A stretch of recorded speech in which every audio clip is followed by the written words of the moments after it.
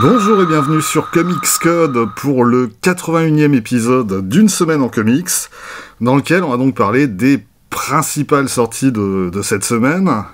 Alors, pas mal de choses intéressantes cette semaine, mais en ce qui me concerne, je me suis limité à un seul achat, et c'est le premier tome des Fantastic Four de Ryan North, en Marvel Deluxe, chez Panini Comics, évidemment. Et alors, très franchement, j'étais pas totalement sûr de le prendre jusqu'au tout dernier moment. En fait, jusqu'à ce que je le prenne en main et que je vérifie qui est à la traduction. Et à la traduction, c'est Thomas Davier, qui fait plutôt partie des bons dans le domaine, et qui, effectivement, fait du bon boulot ici, même si il y a quand même un épisode sur lequel il n'a pas assuré sur un point précis. Bon, sur cette nouvelle série, je lui avais consacré un épisode il y a plus d'un an et demi. C'était au moment de la sortie du premier trade paperback aux États-Unis. Pour bien situer le décalage entre la VF et la VO, ici on a les 11 premiers numéros de la série. Aux États-Unis, il est sorti il y a quelques jours, le numéro 28. Et là, les premiers épisodes au sommaire, ils datent quand même de fin 2022. Donc, quand même, Panini a pris tout son temps pour les sortir. Après, j'imagine qu'ils l'ont fait en prenant en compte les chiffres de vente de la série précédente, celle de Dan Slott. Et puis aussi, le fait qu'il y ait un nouveau film qui doit sortir cette année, c'est sans doute pas étranger à leur décision de sortir la série maintenant. Et puis, dernier point quand même à prendre en compte aussi, c'est que après Blood Hunt, le prochain event Marvel, c'est One World Under Doom, et il me semble que c'est pas un event que tu peux publier sans avoir publié avant les épisodes de Fantastic Four qui le précèdent. Et donc, du coup, je pense qu'on n'aurait pas avoir à attendre trop longtemps pour lire le deuxième tome de ces Fantastic Four en VF. Si on en vient à ces premiers épisodes proprement dit, je dirais en très gros que c'est du bon Fantastic Four, mais en mode mineur. Alors, le premier truc, c'est que Ryan North, il a quand même considérablement allégé le casting de la série. Et là, en fait, il se concentre sur les 4 membres fondateurs de l'équipe, plus Alicia, la femme de la chose. Alors, où sont passés les enfants ? La réponse, on l'aura assez vite, on l'aura dans l'épisode 4. Mais avant ça, quand la série démarre, on a une équipe qui, concrètement, n'existe plus. Chacun est parti de son côté. Ben et Alicia d'un côté, Reed et Sue d'un autre, et Johnny, lui, il est en solo. Et les 3 premiers épisodes vont nous faire le point sur la situation de ces différents personnages, et ils vont aussi donner le ton général de la série. On a dans chaque épisode une histoire complète, une histoire qui baigne souvent dans une ambiance à la Twilight Zone. C'est un endroit en apparence totalement ordinaire, mais où il se passe des choses étranges. Et dans le premier épisode, Ben et Alicia débarquent dans une petite ville, dans laquelle, on le comprend assez vite, ses habitants revivent en boucle la même journée, depuis des décennies, mais sans en être conscients. Dans l'épisode suivant, il est là. Dans l'épisode suivant, en fait, Reed et Sue arrivent, eux, dans une autre petite ville, où là, on a une partie des habitants qui a été remplacée par des Doombots. Pourquoi ? Par qui ? On aura la réponse, là aussi, à la fin de l'épisode. Dans le numéro 3, on sort un petit peu de ce registre. On suit Johnny Storm, qui, alors lui par contre, est resté à New York, où il s'est fait, on le voit, une nouvelle tête, pour pas être reconnu, et où il va affronter un personnage quand même particulièrement obscur, qu'on avait très très brièvement croisé au tout début du run de John Byrne sur la série. Alors, c'est 3 épisodes vraiment très sympas, mais pour des premiers épisodes d'une nouvelle série, on est quand même dans un registre assez minimaliste, des petites histoires et des petits enjeux. Ça m'a pas mal fait penser en fait au début du run de John Byrne sur la série, qui lui aussi avait commencé par des histoires courtes, qui étaient bien foutues, mais qui étaient quand même relativement anecdotiques. Et là, on a un petit peu la même chose. On sent que Ryan North prend ses marques et qu'il a besoin de prendre son temps pour s'approprier les personnages. C'est en premier lieu ce que ces histoires vont lui permettre de faire. Je vais passer sur l'épisode 4 qui, du coup, révèle ce qui s'est passé avant le début de la série. Et on va passer directement à l'épisode 5, où en fait, là, on va avoir une histoire en 2 parties, et que je trouve, pour le coup, vraiment, vraiment réussie.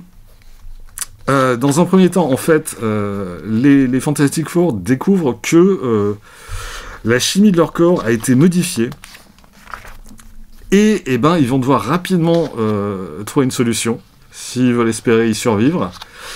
Et puis, dans un second temps, dans l'épisode suivant, en fait, ils découvrent que un élément qui découle directement de l'épisode précédent menace là carrément toute vie sur Terre. Là, il me semble qu'on a du Fantastic Four pur jus, à la fois dans les problèmes qui se posent à eux, et aussi dans la manière de les résoudre. Et puis, en parallèle, Ryan North continue de se familiariser avec ses personnages, et je trouve qu'il joue vraiment très bien sur les interactions entre eux. Ensuite, on a l'épisode 7, qui est un épisode double, et qui est aussi, du coup, une histoire double, en 2 parties, vraiment. Dans la première partie, il va arriver un truc étrange aux membres de l'équipe, c'est qu'ils vont progressivement perdre l'usage de certaines lettres de l'alphabet. Au début, c'est la lettre X qui disparaît, et tout à coup, ils sont incapables de se rappeler tous les mots qui contiennent la lettre X. Et ça va aller en s'empirant. Et c'est évidemment reflété dans les dialogues qui n'utilisent plus les lettres en question. En tout cas, c'est reflété dans les dialogues en VO. Parce que c'est là quand même que Thomas Davies a pas trop assuré à la traduction. Disons que il a renoncé devant l'obstacle. Juste un passage tout bête. En VO, quand tout le monde perd l'usage de la lettre X, Reed Richards fait un test très simple. Il prend une boîte, a box en anglais évidemment, et il demande aux autres de lui dire ce que c'est. Et personne n'est capable de prononcer le mot box. En français adapté tel quel, évidemment, ça marche pas. Parce que t'as pas besoin de la lettre X pour dire boîte. Et du coup, ça se termine là-dessus, d'ailleurs. Alicia qui dit « une boîte ?» Bah oui, connasse. Et ensuite, quand il commence à perdre l'usage d'autres lettres, en VF, on continue de trouver les lettres en question dans les dialogues. Donc là-dessus, il y a un truc qui va pas. Il n'y a que à la toute fin que le traducteur joue le jeu. Bon, en même temps, là, il n'a plus vraiment le choix, mais c'est quand il reste plus que 3 lettres en VO et qu'il en reste 6 en VF, il reste en fait juste assez de lettres pour composer le nom de celui qui est responsable de tout ce phénomène, Fatalis. Et là, on embarque dans la seconde moitié de cet épisode, qui va être entièrement centré sur le personnage de Fatalis. Et j'avoue que je suis pas totalement convaincu par le portrait que fait Ryan North de Fatalis. Je trouve qu'il y a quelque chose qui fonctionne pas tout à fait pour moi. Il y a un côté trop arrogant, pas assez noble, je sais pas, c'est sans doute très subjectif, mais je trouve que les curseurs sont pas tout à fait aux bons endroits. Ensuite, on a une histoire en 2 parties. Les épisodes 8 et 9. Alors, à nouveau, il s'agit d'une petite ville en apparence bien tranquille, mais où il va se passer à nouveau des choses étranges.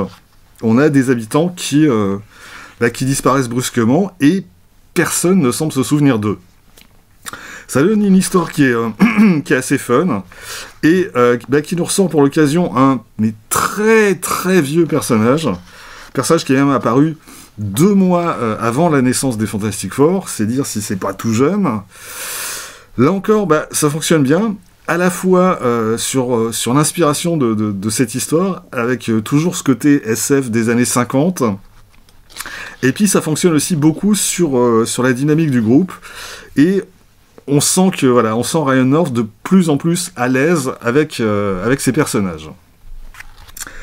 L'avant-dernier épisode, là, l'action se situe dans l'espace, ça nous change un petit peu, et en fait, on se retrouve à bord d'une arche stellaire extraterrestre en panne, et où ceux qui sont chargés de relancer la machine sont en fait les témoins d'apparitions étranges. Là encore, on a un bon scénario, typiquement SF, et c'est une variation sur un thème classique du genre, mais qui en l'occurrence est bien foutu. Et puis on termine ce premier volume, comme on l'a commencé, avec la chose en vedette. Et cette fois, il va se retrouver brusquement en pleine chute libre. Alors, voilà. Qu'est-ce qui se passe jusqu'où il va tomber comme ça? Et puis aussi, c'est quoi ce petit chien qu'on voit l'accompagner partout? Bon, là encore, on a un épisode que je trouve très sympa, avec, au bout du compte, une explication rationnelle aux événements qui s'y déroulent. Et c'est parfaitement dans la lignée de ce qui a précédé. Et donc, on a fait le tour de ce premier volume. Alors, en ce qui me concerne, ça doit être la 3e fois, je crois, que je lis ces épisodes. Et je continue vraiment d'y prendre le même plaisir. Ça manque sans doute d'envergure. Ça reste des petites histoires, entre guillemets. Il n'y a rien de révolutionnaire en soi. Et il manque sans doute le côté sidération cosmique qui est quand même une des marques de fabrique de la série depuis sa création. Mais Ryan North, il donne malgré tout une vraie cohérence à l'ensemble. Il donne un ton qui lui est propre. Et puis, encore une fois, ça fonctionne.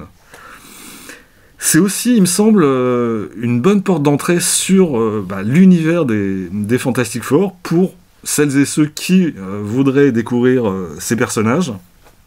Alors, c'est pas la majestueuse porte d'entrée à double battant qui ouvre sur un hall somptueux. Là, Ryan North, il vous fait plutôt passer par les cuisines. Mais, je crois que j'aime bien la modestie avec laquelle il aborde la série. Et puis, on sent le plaisir du travail bien fait, de donner à lire juste de bonnes histoires, sans prétendre révolutionner quoi que ce soit. J'ai pas parlé des dessinateurs de la série, Iban Coelho et Ivan Fiorelli qui bossent dessus à tour de rôle, plus on a Leandro Fernandez sur l'épisode 10. Bon, disons que ça fait le job, c'est un peu impersonnel, c'est très dans le style maison actuel de chez Marvel. C'est pas sur la qualité des planches que je vais vous recommander cette série, mais encore une fois, c'est très correct. Fantastic Four, tome 1, qu'est-il arrivé aux 4 Fantastiques, fait donc 288 pages. Format de luxe, c'est-à-dire donc c'est du 19 par 28 cm. La traduction, je l'ai déjà dit, elle est signée Thomas Davier. Et l'album est au prix de 32 €. On va rapidement voir les autres sorties Panini de la semaine. Alors cette fois, pour le coup, sur tablette. Et en fait, quand tu compares le Fantastic Four aux autres nouveautés Marvel, franchement, tu y trouves encore plus de qualité. Parce que là, les autres titres Marvel, c'est quand même vraiment le fond du panier. Alors, bon, on a à nouveau un crossover entre Venom et Carnage. J'en peux plus. On est en février, j'ai l'impression que c'est déjà le 3e de l'année. On a Venomverse Reborn qui nous propose les 150e variations sur le même personnage. Alors, franchement, le pire, c'est qu'il est même pas impossible qu'il y ait de bons récits là-dedans. En tout cas, on a quand même plutôt du beau monde au scénario comme au dessin. Mais vraiment, j'en peux plus de voir Marvel recycler en boucle les 3 mêmes personnages et de même plus essayer de nous proposer quelque chose qui soit un tant soit peu nouveau. Et alors, quand même, le pompon dans le genre, c'est quand même Elverine de Benjamin Percy et Julius Ota. Soit donc la fusion de Wolverine et du Ghost Rider. Alors, on a déjà eu droit à un crossover entre les deux personnages, au moment où Benjamin Percy écrivait les 2 séries.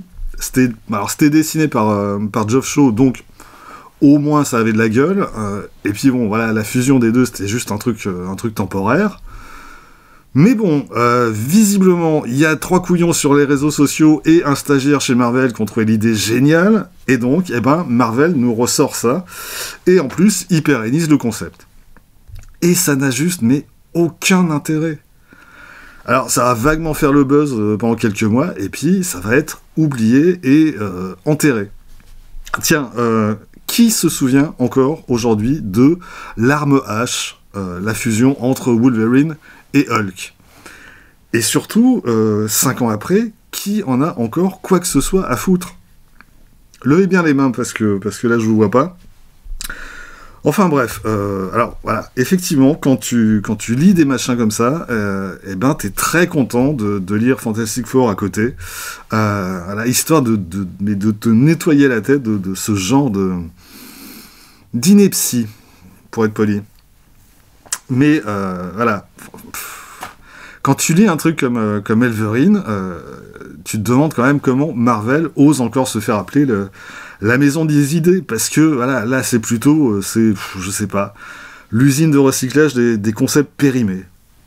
Et pour en finir avec les sorties Panini de la semaine, on a un autre de luxe, c'est Shadowland, d'Andy Deagle, Billy Tan, Roberto De La Torre et Marco Checchetto. Alors pour le coup, j'ai ressorti mon édition de chez Hachette.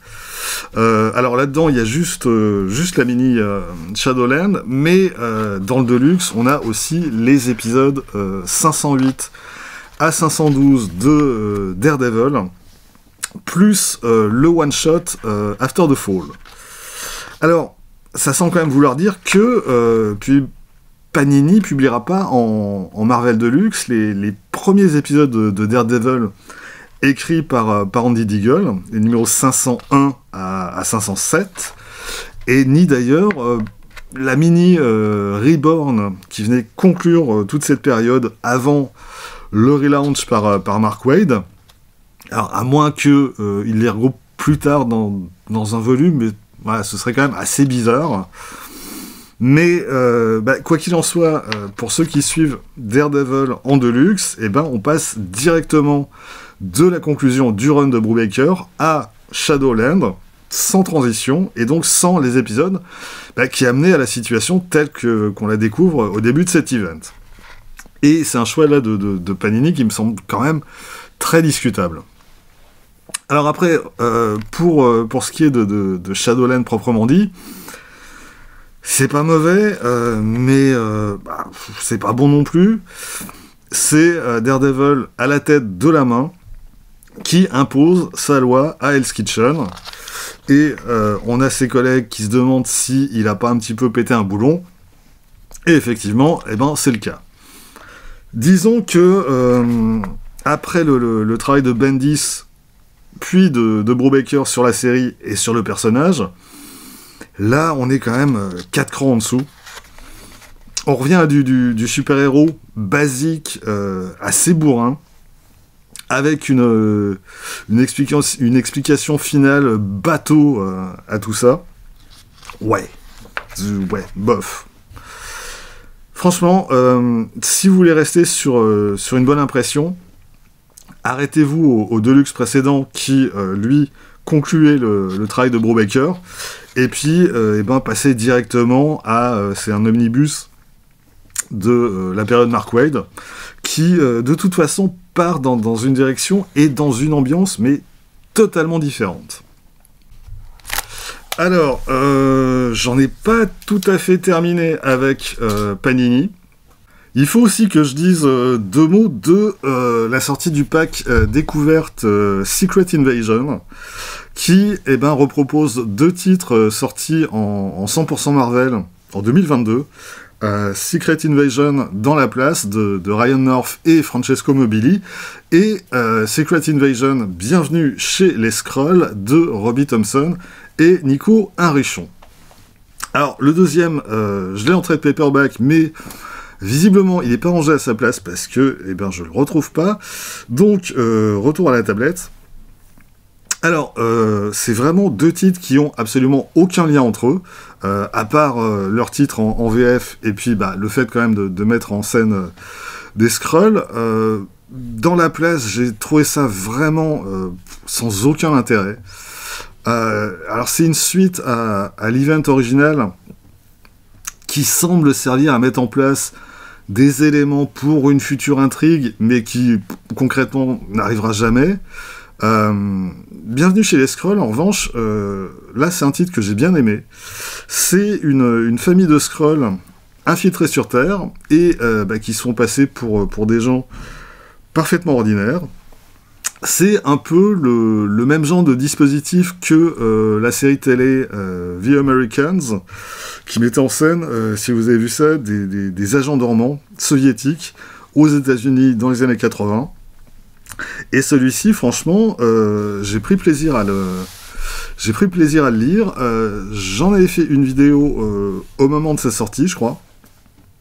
Et puis, graphiquement aussi, c'est vraiment chouette. C'est vraiment chouette. C'est pas indispensable, mais c'est tout à fait sympa. On en a fini avec les sorties Panini. On va pouvoir passer chez Urban avec, du côté de l'indé, la sortie du premier numéro de The One Hand and the Six Fingers. Ça, c'est l'édition US, qui réunit l'intégralité des 2 séries qu'on va donc suivre en France à un rythme mensuel, et jusqu'en mai prochain. J'ai déjà parlé de la série dans les nouveautés à apparaître. C'est plutôt pas mal. On a donc 2 séries en parallèle. Une qui est réalisée par Ramvi et Lawrence Campbell, et l'autre par Dan Waters et Sumit Kumar. Mais 2 séries qui racontent en fait la même histoire, mais de 2 points de vue différents. Alors, c'est du polar, avec une ambiance à la Seven, mais je l'ai déjà dit, et je le redis encore une fois, c'est avant tout de la science-fiction. La résolution de cette histoire, au bout du compte, elle doit tout à son cadre SF, et pas du tout à son aspect polar. Alors, j'ai vu l'édition VF, avec ou sans le coffret qui doit accueillir les 5 numéros. Le volume 1 tout seul, il est à 7,90 €, avec le coffret, c'est 6 € de plus. Franchement, l'objet, il est vraiment très chouette. Ça a l'air d'être de la bonne qualité. Le tome 1 en lui-même, il est lui aussi assez sympa. C'est du souple à dos carré, et franchement, comme ça, à première vue, vraiment, j'ai rien à redire. Après, c'est quand même au final une série qui va coûter 40 balles, 45 et quelques avec le coffret.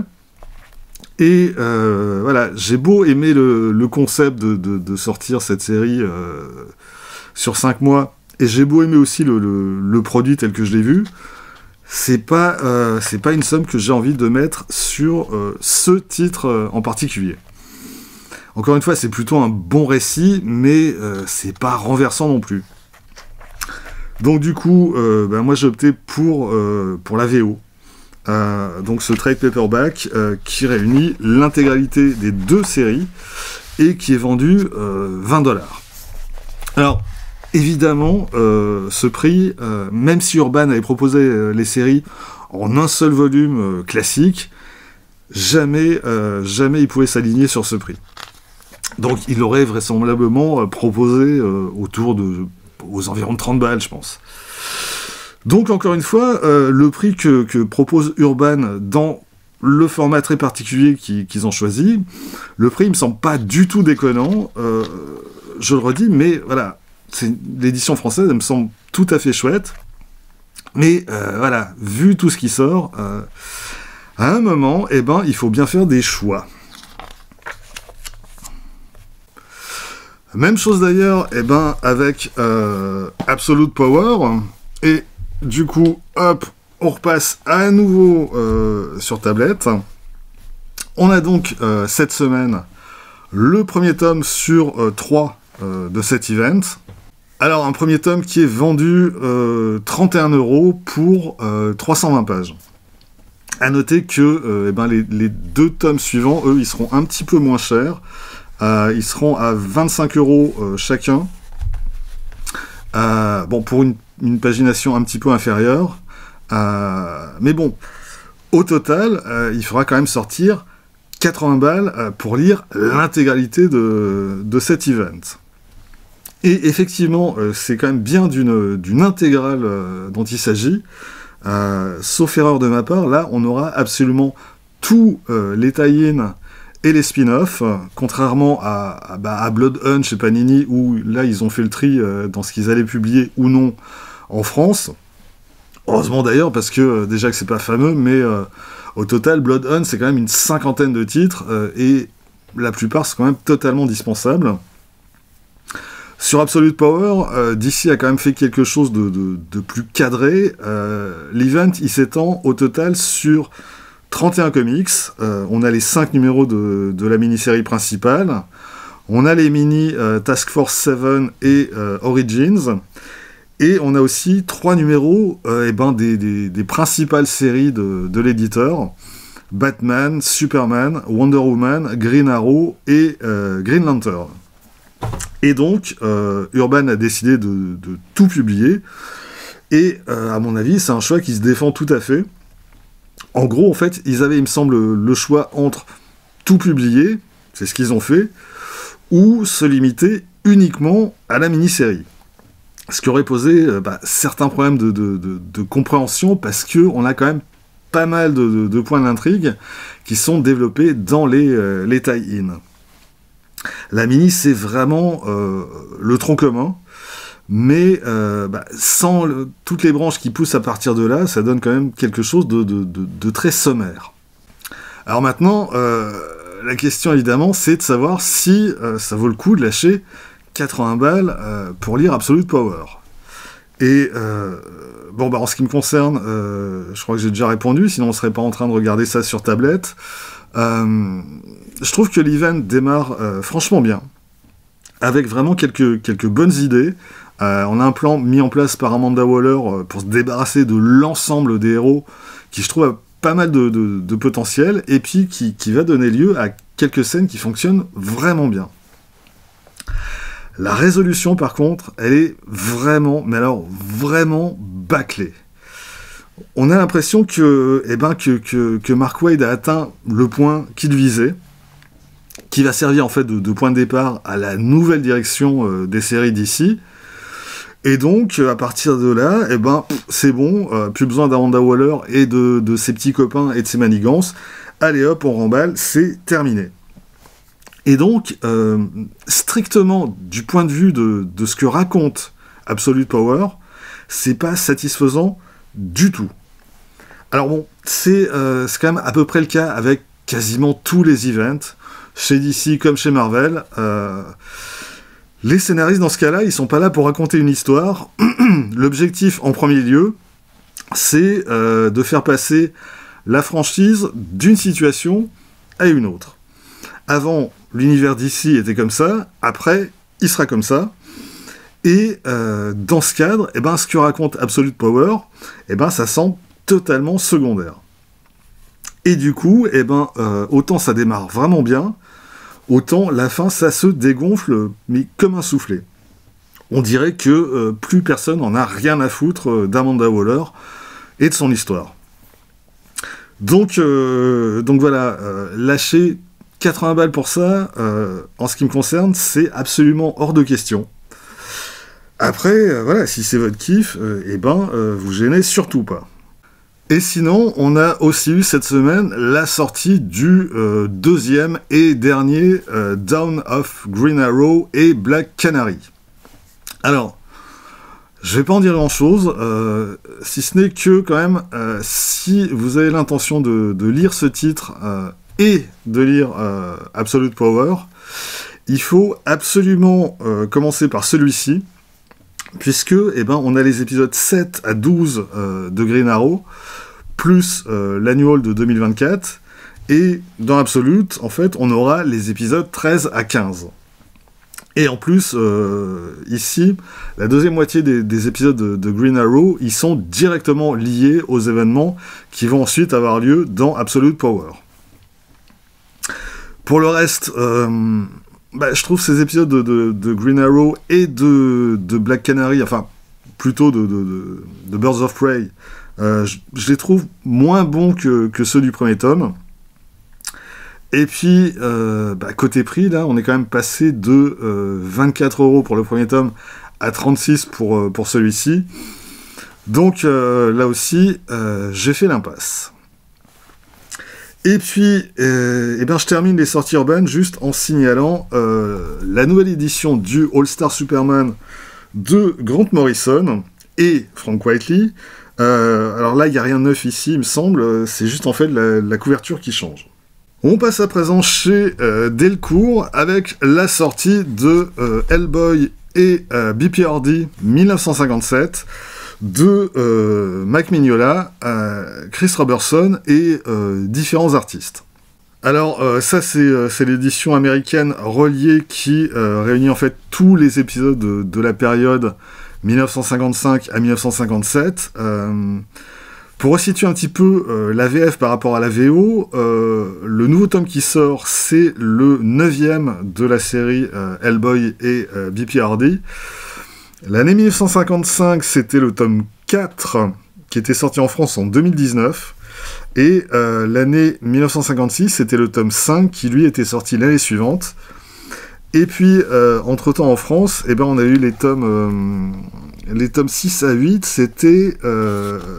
on avait eu La Bête de Vargu, Le Retour d'Ellie Kolb, et l'an dernier, c'était La Nuit du Cyclope, qui était notamment dessiné par Olivier Vatine, et dont j'avais parlé sur la chaîne à l'époque. Et donc, ici, on renoue avec la chronologie interne qu'on avait au début de la série en France. Après, ces récits, ils peuvent se lire sans qu'ils soient indispensables d'avoir lu les années précédentes. Alors, il est fait référence de temps en temps à tel ou tel événement. Il y a par exemple la mort d'un personnage en 1956 qui est évoqué. Et puis on a certains personnages qui ont vu quand même leur situation évoluer au sein du BPRD. Mais globalement, c'est pas du tout impossible d'entamer la lecture de cette série avec ce tome 1957. Alors, au sommaire, on a 6 récits qui sont assez courts, qui font une vingtaine de pages chacun, sauf le dernier qui, lui, est encore plus court. Et donc, dans l'ordre, on a une première histoire dessinée par Lawrence Campbell, donc le même dont on parlait tout à l'heure pour The One Hand. Alors, c'est une histoire de possession dans une banlieue américaine très calme. Ça donne un truc très classique, mais ça fonctionne vraiment bien sur la progression du récit, qui est quand même assez bien foutu. On a ensuite une histoire dessinée par Stephen Green, alors qui cette fois se déroule dans un cimetière hanté. C'est une histoire qui est assez anecdotique, mais qui se veut en fait un hommage aux écrivains de littérature populaire oubliés, et ce qui je trouve est quand même tout à fait dans l'esprit de cette série. On a ensuite une histoire de créatures cachées dans les bois et qui sèment la terreur dans la région, qui est dessinée par Sean Martin Brough. Alors celle-ci elle est intéressante pour le personnage de Woody Farir, qui va en fait voir enfin un de ses rêves se réaliser. Pour le reste, voilà, à nouveau on est dans l'ultra classique. On a une histoire qui se déroule en Inde, dessinée par Alison Sampson. Alors, côté dessin, justement, là, j'ai trouvé que c'était la seule qui était pas au niveau. Les scènes, alors, en particulier où apparaît le monstre que chasse Hellboy, elles sont quand même particulièrement ridicules. Enfin, voilà, le monstre est totalement raté. C'est vraiment, vraiment très laid. Le reste, la narration fonctionne à peu près, mais ces séquences-là, vraiment pas du tout. On a après un épisode dessiné par Mike Norton, avec, là, on a une histoire qui tire un petit peu plus du côté de la science-fiction, avec une expérience ratée et évidemment dangereuse. Et puis, pour finir, on a donc un court récit de 10 pages, qui du coup c'est le seul à être écrit par Mike Mignola. Tous les autres sont signés Chris Robertson. Et c'est une histoire de possession, qui pour le coup est vraiment très joliment dessinée par Ben Steinbeck.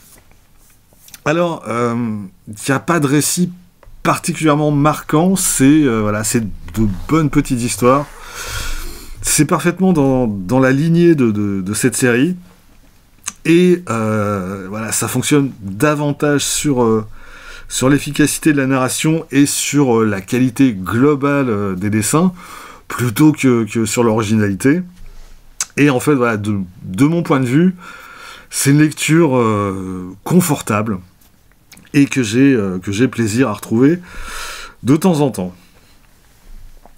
Chez Vestron, il y a eu pas mal de sorties cette semaine. Il y a eu du Power Rangers et du The Crow. Alors, le seul titre que j'ai vu en librairie, c'est la nouvelle édition de Godzilla in Hell. Je voulais vous montrer l'édition précédente et impossible de remettre la main dessus. Je sais absolument pas ce que j'en ai foutu.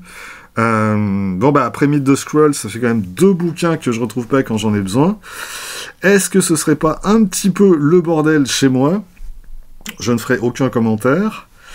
C'est pas grave, je vais me rabattre du coup sur la Deluxe Edition de Godzilla par James Tocco, qui est paru chez IDW, et du coup qui contient à son sommaire un des récits qu'on retrouve dans ce Godzilla in Hell. Et c'est pour moi, c'est quand même les plus belles pages. Je les trouve quand même assez démentes avec la chute de Godzilla, littéralement, en enfer. Dans mon souvenir, le reste est quand même nettement moins beau. C'est du Vestron, donc petit format, qui rend pas vraiment justice à ce genre de planche. Par contre, j'ai vu annoncer sur un site de vente en ligne pour fin mai, toujours chez Vestron, la traduction de ce Godzilla par James Tocco en Deluxe Edition, avec donc au sommaire l'épisode de Godzilla in Hell, plus la mini-série The Half Century War. Et donc, visiblement, Vestron abandonnerait pour l'occasion son petit format habituel pour un format plus grand. Alors, à savoir si ce sera du 17 par 26, comme ici, ou encore plus grand, bon, parce que le bouquin, il est quand même annoncé à 39,95 € pour 168 pages. Mais voilà, à suivre et dans tous les cas, à guetter. Je termine en signalant la sortie chez Bliss de Ninjak Super Killers, qui est donc dispo. Ça y est, je l'ai vu, je l'ai pas pris. Alors j'ai longtemps suivi tous les titres Valiant. Là, j'avoue que j'ai du mal à retrouver l'envie d'y retourner. On verra ce que ça va donner aux États-Unis dans les prochains mois. Moi, pour l'instant, voilà, je reste en stand-by. Voilà, c'est tout pour cette semaine. Eh ben, c'est pas trop tôt, dis donc. Rendez-vous très vite pour la suite. D'ici là, eh ben, vous pouvez vous abonner à cette chaîne, laisser un commentaire, partager cette vidéo sur les réseaux sociaux. Vous pouvez aussi retrouver les lectures de Quack Kent et de Bad Quack sur Instagram, avoir ainsi un aperçu du thème des prochaines vidéos. Et vous pouvez surtout lire des comics. Soyez sages et à bientôt.